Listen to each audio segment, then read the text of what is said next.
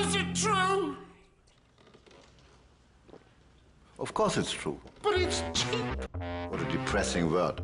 It's all about taste.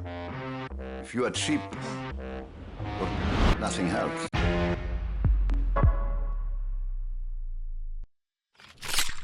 Bonjour et bienvenue, meine Lieben, herzlich willkommen sur ma chaîne. Aujourd'hui, on parle du legacy of the master of Fashion. Fashion.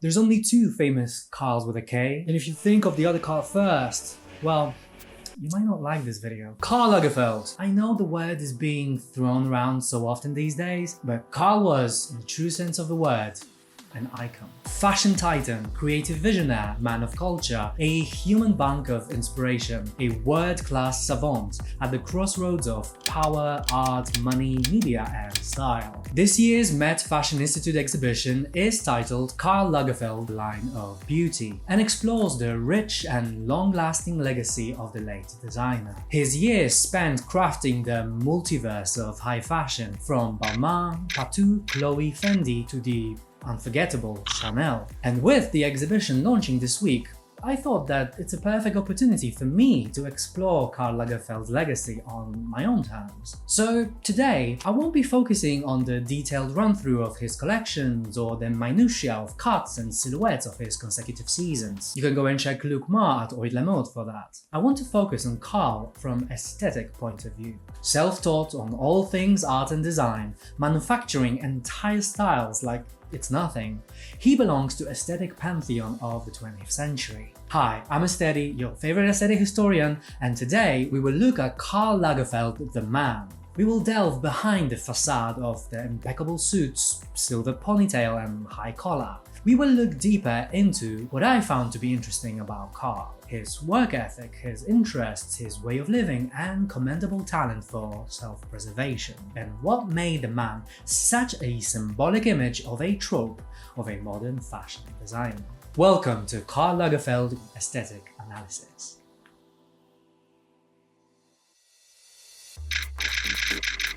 One. Reinventing the Past. Starting at the beginning is difficult with Karl because of his attempts at making his past purposefully obscure. Was he born in 1935? 38? Was his mother a distant cousin of German royalty? Was his father a Swedish baron? Throughout years, Karl spun many stories of his origins, with details changing ever so slightly. This is not very surprising. One thing you will learn while delving into fashion history is that fashion personalities often tend to reimagine their past. I mean, after all, storytelling and drive for self-reinvention are two main pillars that uphold the very philosophy of fashion.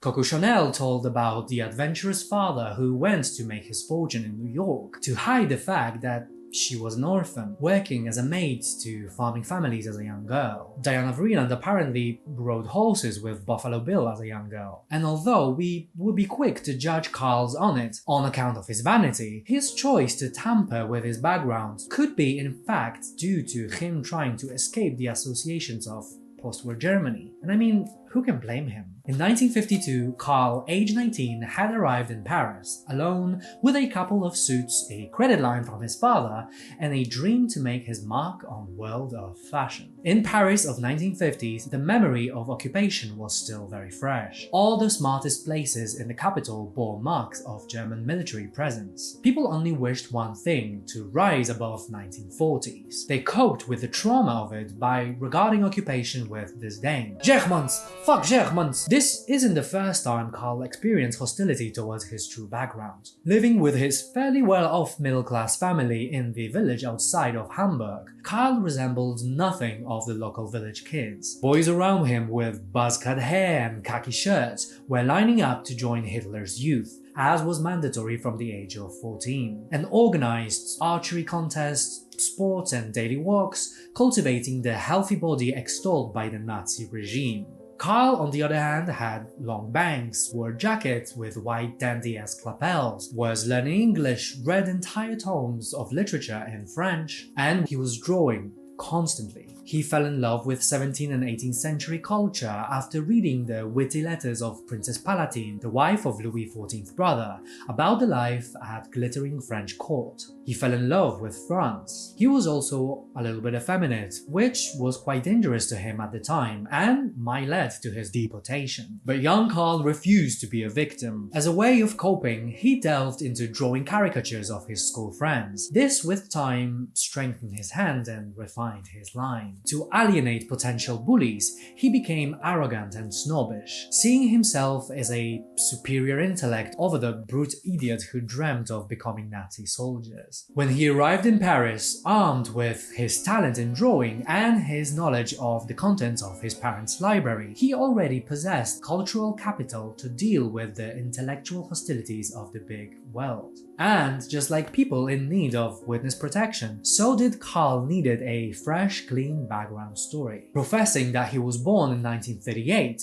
rather than 1933 gave him a bigger distance from the business of war. He was simply too young to remember. When the conversation threatened to return to wartime shortages, dead and combat, all subjects that still weighed heavily on people's minds, Karl skillfully manipulated conversation into the realm of anecdotes. It was his way to steer conversation in order to avoid being associated with the horrors that he didn't commit. But being German, he was prone to be judged by. He seldom admitted to coming from Hamburg. He avoided any German compatriots he met. And with his dark eyes and thick black brows, he looked more like Berger or Turk. His accent vaguely pointed Northern Europe. Soon Karl noticed that you only have to act in an elegant and refined manner and no one would believe that you came from the other side of Rhine. He learned to let their doubts remain, staring into and fueling their fantasy with his intelligent quips and aphorisms. Karl set himself a challenge, and in a few years he could make jokes in French and mastered wordplay, puns, and excelled in witticisms and double entendre. To be more French than the French, you have to be a foreigner.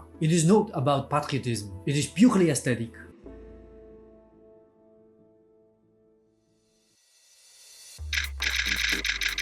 2. Conquering the Catwalk. 13 December 1949, Karl's mother Elizabeth takes him to Hamburg where they see fashion show, Christian Dior Haute Couture. After the show, he's a changed man. Karl's life charters new definite direction. In 1955, 2 years after arriving in Paris, a twist of fate occurs. Lagerfeld entered design competition organized by Woolmark. He wins coat category. On the podium beside him, another winner in dress category, Yves Saint Laurent. Two legends met that day. They become friends for a brief moment of time, which is hard to remember considering their legendary rivalry that occurred years later. The only evidence of that precious time when Karl and Yves visited each other after work and hang out together is the drawing of a costume design that Yves made for Karl, and that Karl kept all those years despite their iconic feud. In the meantime, Pierre Balmain, member of the contest jury, hires Karl as one of his assistants. Same happens to YSL at Christian Dior's. At the time, Dior was the great couture house of the day, the most inventive and the most desirable. Yves truly thrives in the studio and becomes one of the most respected designers in the team. Pierre Balmain, on the other hand, tends to laugh at courtiers who consider themselves artists. Karl is well aware that Balmain is infinitely less prestigious than Dior. Balmain asks his young apprentice to design clothes for the shop aimed at the bourgeoisie housewives' short jackets over skirts. Karl is honestly not amused and cannot wait to finish his apprenticeship. Jean Patou. Karl becomes a creative director for Jean Patou. The brand was famous in the 30s, chiefly for its inventions in the early sportswear, but now, with Patou's untimely death wilting away and in need of reinvention, Karl presents K-Line, his first collection offering tight cinched dresses, kimono sleeves and tailored jackets in greens, morello oranges and powder pinks. Overall, Karl produced 10 haute couture collections for the brand during his time there. Yet due to the studio's structure, he finds himself unstimulated and bored stiff. His contract ends in 1962 and Karl goes on to become a first ever fashion mercenary for hire, or what we call today a freelancer. He was the first person to work in such a way, and it gave him a considerable income. He was designing for a series of labels: shoes for Charles Jourdan, bags for Italian Crizia, coats for Max Mara, Tiziani, Curiel, and dozens more. Now, enter 1960s, and from now on, Karl's pathway is irreversibly entangled with the cultural spirit of each decade. 60s marked the time when Lagerfeld realized that despite all the dedicated professionals who clung to it, haute couture was on the decline. The student uprisings of May 68 in Paris had turned the dominance of bourgeois culture on its head, but the times still didn't caught up with the culture of pop from across the Atlantic, and the society was yet to notice the influence of minorities, diversity, and alternative cultures. One thing was sure though, no one talked of elegance anymore. The word was weighted down by formality and protocol. This is when the word chic emerged. Chic? Oh, don't you start using that filthy little word, chic. Whoever invented that ought to be spanked in public. I don't even know what that word means. What is that word? Fucking chic? They should be hung, drawn, and quartered, fucking chic. Fashion moved from soirees of polite society to glam-obsessed night outings. Mini skirts, invented by Mary Quant, was youth of the world's current obsession. Even rich clients wanted something more light-hearted, an outfit bought on a whim rather than after free fittings. Enter Chloe. Chloe, Gabriella Guillon's label, the first ever upmarket ready-to-wear. Chloe's fashion was delightfully light and witty in comparison to stuffy couture. Using designers exclusive to her brand, Gabrielle would never hire Lagerfeld, a freelancer, but he seduced her with sketches. What followed was brainstorming sessions between the two, proving both Gabrielle and Karl's ideas of a modern-day woman to be irresistibly compatible. Of all of the designers I ever worked with, Karl was the only intellectual. By now, Lagerfeld could produce a perfect fashion drawing, with notes of all the technical details in a matter of minutes. The workforce in the studio adored him, a designer who sketched his clothes with such precision that they knew immediately where to place a waist on a jacket or a sleeve on a kimono. It was Karl's first foray into ready-to-wear, but the switch proved that he was in his element. Now his offering comprising loose, floaty dresses with no undergarments and no linings. The era was all about comfort and minimal understructure interference. Lots of prints too, cubist and surrealist maximalism of graphics and appliques presented on everyday dress silhouettes. In 1973, the Rachmaninoff dress, with its graphic black and white motifs and its matching scarf tied around the head, is a perfect example of the romantic, bohemian, nomadic ethos of the 1970s that the brand was striving for. Work was Karl's pleasure. Soon, he outshone all the designers who worked for Gabrielle to such an extent that they all threw in the towel and left him to fulfill the orders himself. He ruled over the fashion house single-handedly, making Chloe the most iconic brand of the 1970s. Fendi. Karl goes to Rome on a couple of freelance assignments and in order to study art history. Here, he soon finds that Fendi sisters are on the lookout for a new head designer. Charming, intelligent, and witty as he is, it doesn't take long for Karl to enchant Fendi sisters with his personality. At the time, Fendi was a quiet, rather sleepy family-run business dealing with leathers and furs. Karl took reins and revamped the look, steering away from the Italian matronly associations with fur, taking scissors to their heavy minks, trimming, shortening, shaving, patching, and restyling the pelts to fit the new era. He refreshed their bag assortment as well, now reimagined with graphic vertical coffee brown leather stripes inspired by the alternating light and dark woodwork of the works of Viennese secession furniture designer Thonet. He also invented the monogram, the signature FF that would make them famous all over the world. You see, these two Fs, they are like Fendi sisters. Each one does what it wants, but can't escape the other. Cooperation between Karl and Fendi proved to be a hit, lasting 54 years until the designer's very passing. Another brand, with Karl at the helm, launched into the stratosphere. Chanel. Karl's impact made increasingly bigger ripples on the surface of luxury trade, and soon caught the attention of Alain Wertheimer, owner of Chanel. The plan was to resuscitate this quintessentially French brand and revamp it by giving it a global presence. It wasn't a small task, because apart from successful perfume division, Chanel at the time was barely alive. Old, stiff and outmoded, it represented the dusty old order, a senior clientele wearing formal tweed jackets. Everybody said, "Don't touch it. It's dead, it will never come back," remembers Karl. "I saw the way Gabrielle Chanel, at the end of her life, suddenly cut herself off from her period by criticizing jeans and miniskirts, which the youth of the whole world now wanted to wear. It was as if she had signed a death warrant, but I knew her world very well." And despite being critical of Coco's approach, Karl held Gabrielle Chanel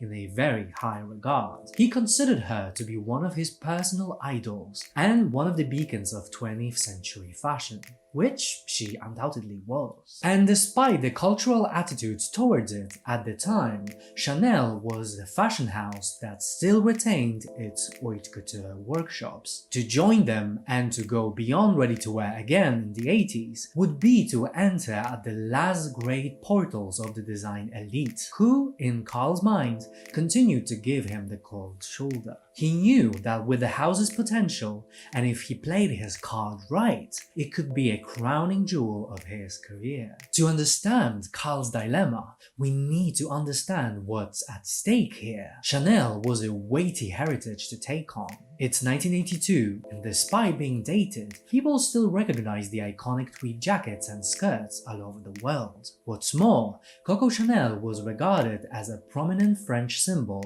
and a rare exemplar of success of a pre-war time, of a woman achieving true celebrity for herself. Can a German lead what was quintessentially French heritage? A man take on from a legendary woman? Can a pret-a-porter designer resurrect haute couture business? How could he reimagine jacket that stood for formality in the era of comfort dressing and looser attitudes? As for that last part, Karl got a bit lucky, aided with the nature of changing times. After all, it's the beginning of the 80s. Nightlife frenzy got eclipsed by the tragedy of AIDS epidemic. Those in the worlds of fashion and nightlife, often the same people, began to count the missing. 10 years previously, sexual freedom and drug use had been widely accepted, but now the troops were disappearing from the scene. The unchecked fun now got substituted with the tragedy, alertness and understandable paranoia. The frenzied, unbridled parties which fueled the world of fashion now were no longer fashionable. People were still going out, of course, but now the style pendulum swung back again, and the focus of fashion world steadily moved away from the nightclub life and onto the workwear and work life. Out with the loose, floaty boho gowns of the 70s, structure, office sharpness, power dressing, suits and jackets. Life presented Karl with a window of opportunity. His first show received lukewarm praise. The potential was there, but it still wasn't it. Karl took it seriously and barricaded himself deep in the Chanel archives. He studied every aspect of the brand, its history and the history of a woman herself. He studied the cut of the sleeve. He drew up a catalogue of Coco's most iconic inventions. He already knew much about it, but wanted to distill the pure essence of the label's DNA. "He knows more about Chanel than I do," said Wertheimer upon meeting Karl for contract negotiations months before. "Do what you like, but if it doesn't work, I'm selling," he told Karl. "Write that into my contract. Do what you like." And what he liked, he did. Karl perfectly understood the zeitgeist of the 80s and 90s. He soon introduced that whiff of subversion that people expected. Mixing day with night, expensive with inexpensive. The same tweed jacket, yes, but now shortened and worn with jeans. The famous camellia, yes, but reproduced in celluloid as a brooch. Took the discreet CC markings of the buttons, enlarged them and stamped every accessory with it. He played upon the idea of Coco's celebrity. He channeled model Ines de la Fressange as the 80s reincarnation of Gabrielle herself, a Coco Chanel that matches the era. It was all there, but now transformed. Karl cited Goethe: "You have to make a better future by using the elements from the past." He mixed high with low, he introduced denim to high fashion, he introduced trainers. When the god of old schoolers finally retired from the workshop studio, he employed young, charismatic creatives oozing with passion and creativity. For example, 15-year-old Sofia Coppola had her internship in the shoe department of the Chanel studio.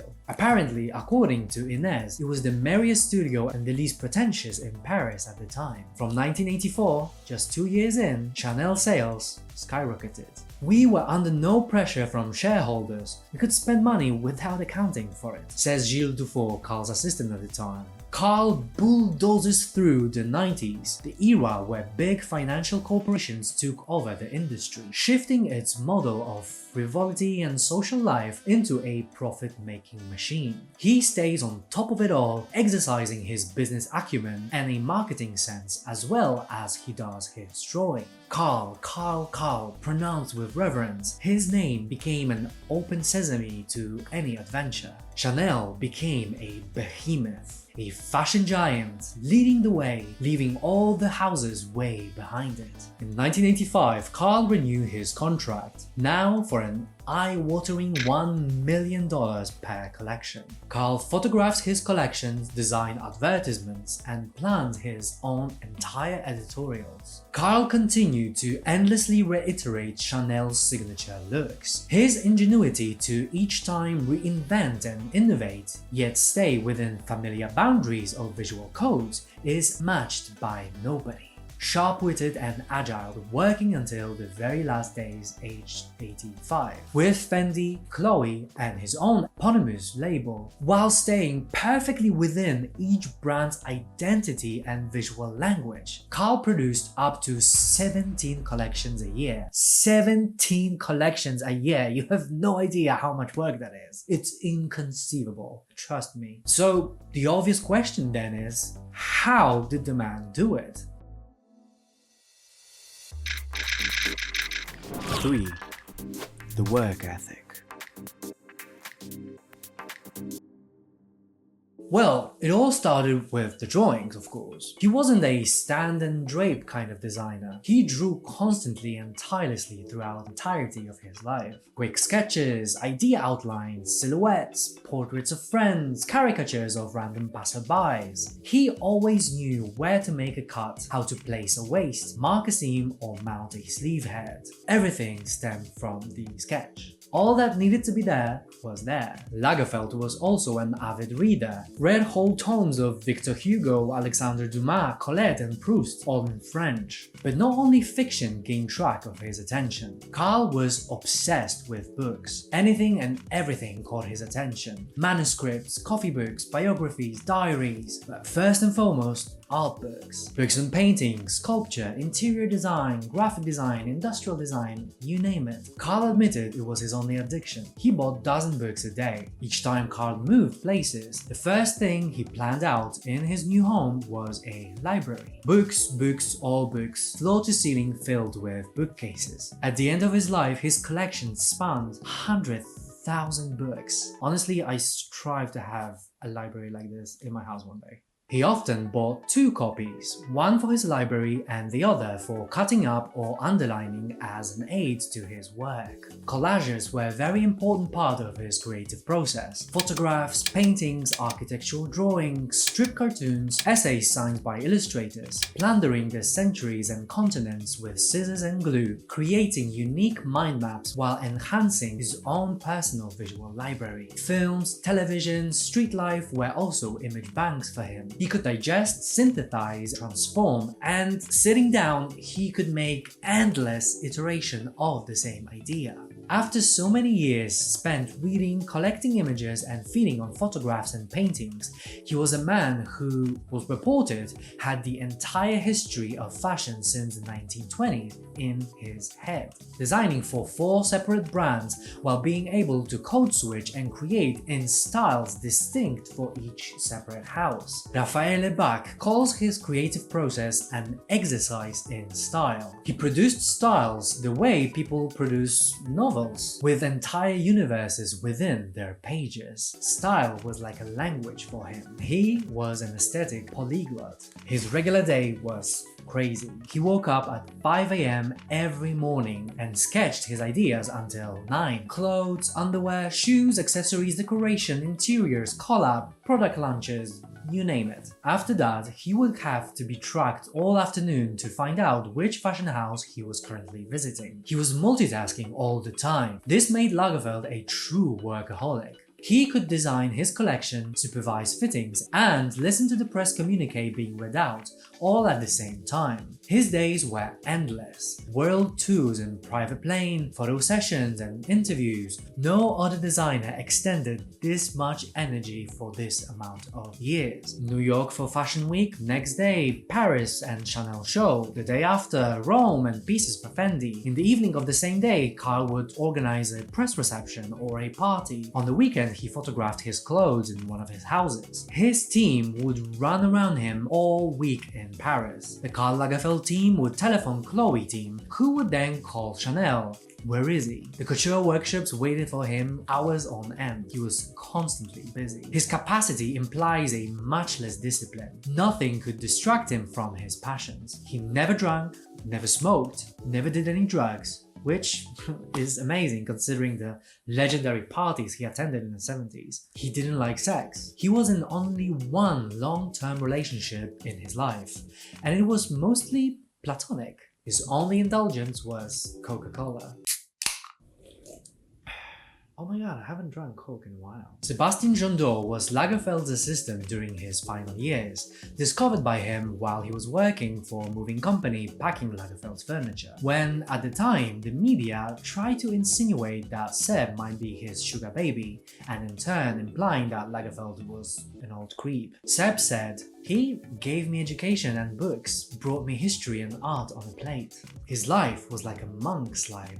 He only worked." This man was like a fashion Plato. He was always alert, always held his finger on pulse of the events. He had experienced the modernization of an artisanal profession in the 60s and 70s, had taken part in its financial mutation and industrialization, and was not about to be pushed out. He was eager to understand every twist and turn, to absorb changes that came about during his lifetime, to serve every wave. Lagerfeld was respected for his expertise in the trade, and admired for his culture and intelligence. In the eyes of other fashion tycoons, he was a model entrepreneur, an indestructible polymath who could foretell future. He drew, created, communicated, photographed, designed press books and campaigns. His fashion shows were more like the entire installations rather than just mere sets, moving sceneries as if they were animated illustrations. With their scale and the commitment to the detail, they resembled expositions universelles of the bygone age, more than a simple backdrop of a show. Art director was a profession he embodied, the prototype of a modern creator who contributed on every level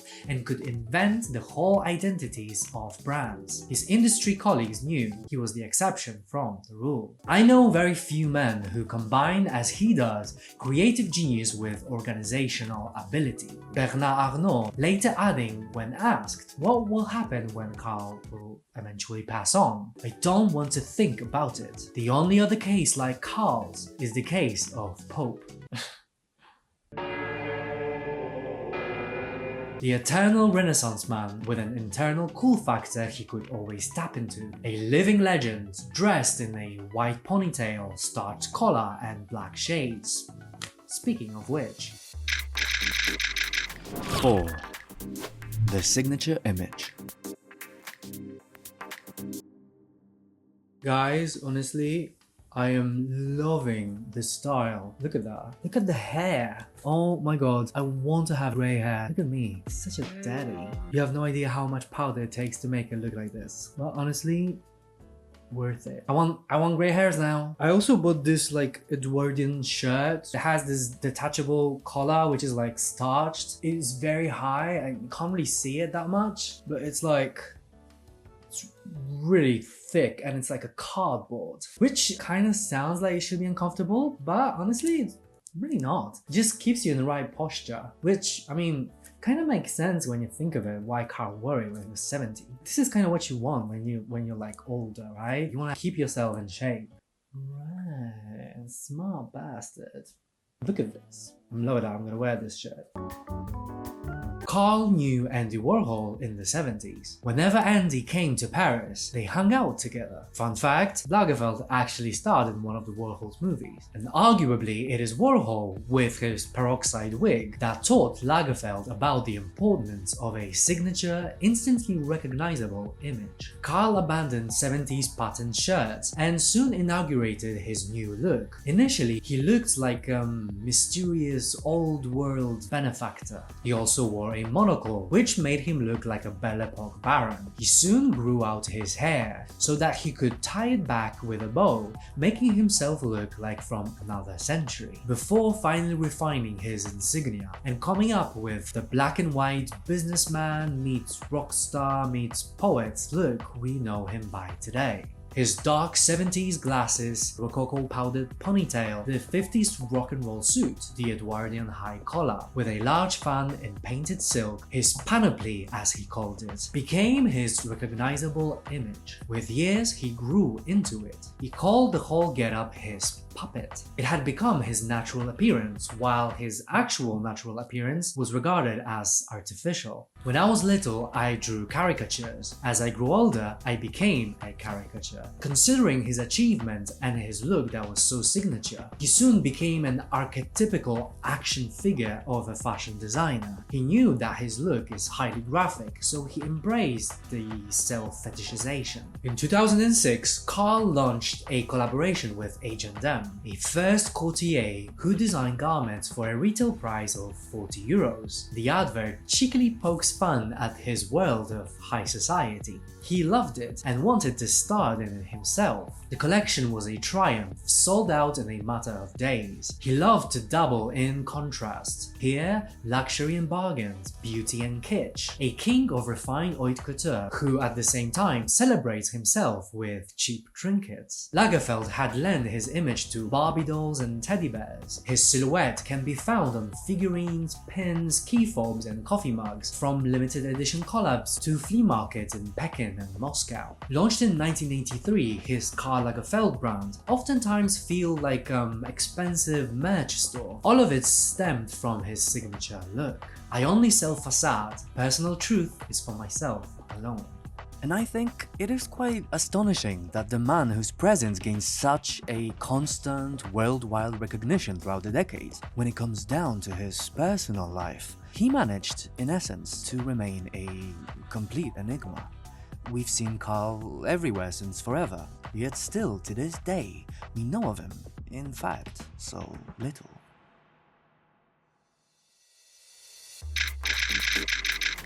Five. Chez Karl, living through aesthetics. Karl, like many people in his position, had many houses in his life, but as everything else with Karl, things are unlike anywhere else. He moved from place to place, always starting anew. Lagerfeld used to say, you need to move houses regularly and always sell your old furniture. Interestingly, Karl's homes were like an extension of his projects, a form of experiment, a learning curve for himself. And honestly, this is where it gets really interesting, at least for me. Lagerfeld created his houses to fully immerse himself in aesthetic in order to comprehend its dynamics and its spirit. And this is such a dream come true for me. Whatever he was interested in, he built 360 environment to submerge himself in its visual reality. His first proper apartment, Karl decorated fully in Art Deco, the classy sleekness of furniture from Durand, Prince, Ruhlmann and Folor made his flat look like straight from silver screen. He then bought a chateau in Brittany, where he exercised the classical countryside style, focusing on studying and designing an 18th century style French gardens for the house. He read historical theses about them and then proceeded to dug fountains, mounted statues and created avenues. Later on, he sold his Art Deco place and proceeded to move to an apartment in Hôtel Particulier, a type of historic urban mansion in Paris, soon renting out the entire building. Karl loved the philosophy revolving around 18th century art of living. He read so many books about it. He took upon himself to furnish the house in perfect exactitude with the style of 1700s. It was a real Sofia Coppola, Marie Antoinette style enterprise. For instance, in this picture we see his salon. The woodwork that we see on the walls is from Tuileries Palace, a royal palace in Paris that got burned down by the Commune in the 19th century. The sculpture on the right was made by Falconet, a very famous Rococo sculptor who actually made this sculpture for Catherine II, the Empress of Russia herself. Behind Karl is authentic German period portrait of Johann Bach. In the other room, he had a real 18th century canopy bed in Polish style, in which he himself slept. It was a real deal. But this is not the end. In the meantime, he bought a flat in Monaco and furnished it with Memphis style. In 1981, Memphis Group demonstrated the very latest in Italian design. We see a zigzag bookshelves and a boxing ring as a seating setup in the middle of a salon. As impractical as it was fun, it was an ode to the 80s itself. From the balcony of this apartment, Karl had a view on a beautiful mansion off the coast of Monte Carlo, a white chateau built on a little island, and Karl, being himself, went on to buy it. La Vigie was something out of a painting. He decorated it in light classical style, and it was a place where he invited his friends for weekend outings. Another one was Villa Jaco, on the outskirts of Hamburg, meant as a posthumous tribute to Jacques, his dead partner. Styled to represent the heritage of Mitteleuropa, the way Karl imagined it. Karl quickly realized that he couldn't bear to dwell on his memories and sold the house pretty quickly. In 2007, Karl sold most of his homes and moved to an apartment in the center of Paris. He got rid of all his art pieces and styled the house in a style of Y2K. "I don't want anything earlier than 2000. He said. "iPod chargers, connected screens, large white leather sofas, the milky glass cabinets, white, silver, blue, metal and glass." French author Paul Morand used to say, "An interior is a natural projection of a soul." Karl's soul was so rich it required entire universes to be lived through. Rather than narrowing his aesthetic curiosity to the confines of a house, he expanded the limits of his dwellings to accommodate his interests in their entirety. Oh, please, Lord, this is what I want. Imagine buying shit ton of houses and styling them perfectly in each and every individual aesthetic that you were ever interested in, and just going there and living there for a while and just immersing yourself in the zeitgeist and understanding it by your experience. Oh, I want that. For that alone, I will forever respect this man.